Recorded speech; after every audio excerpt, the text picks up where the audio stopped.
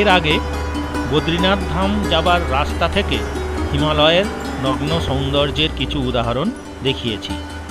এখন ধাম পৌঁছবার কয়েক কিলোমিটার আগে থেকে ধামের দোরগোড়া পর্যন্ত সেই সৌন্দর্য উপভোগ করুন।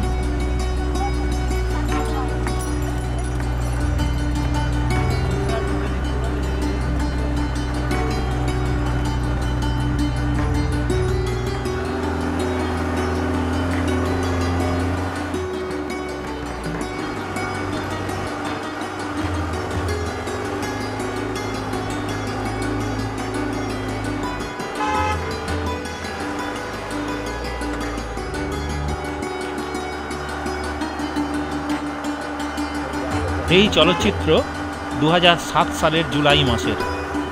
এই জায়গাতেও 1988 সালের মে মাসে সবুজ কিছুমাত্র ছিল না।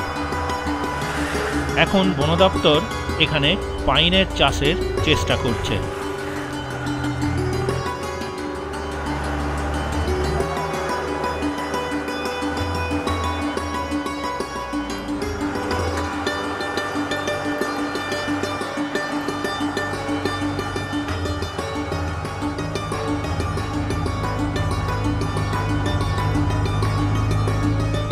বদ্রীনাথ ধাম ঢোকার মুখে বাস টার্মিনাস, যেখানে জলধরবাবু দেখেছিলেন ফাঁকা সমতল ভূমি।